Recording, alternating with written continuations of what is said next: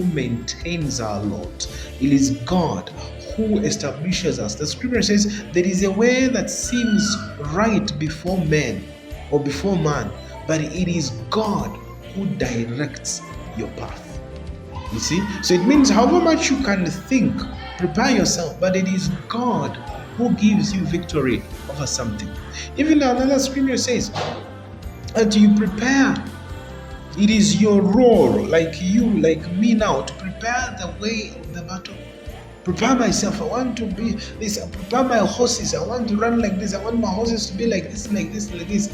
But it is the living God to give me victory. So meaning that sometimes you are doing things and say, I want it happening quicker, quicker, quicker.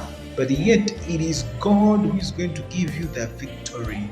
Not that you should do it quickly and run to your destruction, but rather do it in the right time, in the right place, and you'll achieve better.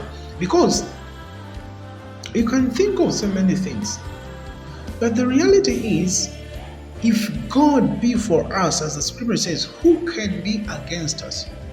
That does not necessarily mean that we are talking about an enemy coming against you, but at the same time it describes us, telling us that actually if God be for us, meaning that He will also be to us security, to us protection, to us our, you could say, our strategist, to us, He will prepare us rightly for the right things.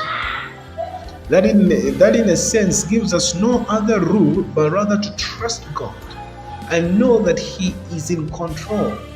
Even the scripture says, trust God, be still and know that I am the Lord. I am in control. Don't be rooted by the world.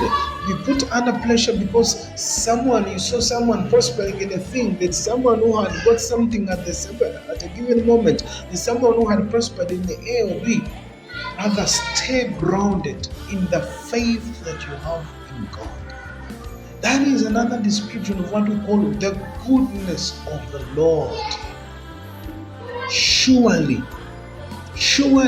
meaning He is making it sure, like an assurance. He says, surely the goodness of the Lord. Literally meaning that in all the things He has seen the trouble, He has seen the cries, He has seen the suffering, He has slept without food, He has gone into hunger, He has failed in that, He has failed in sin.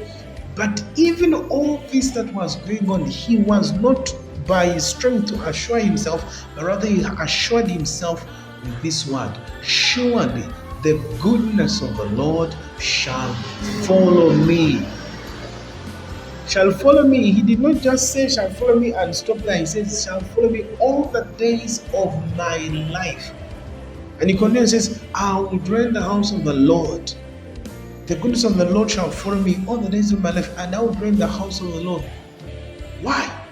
That I might inquire in the house of the Lord. Meaning He is now telling us the assurance and the safety of Himself is not in His might, not in the things around Him, but rather the assurance of the God's goodness.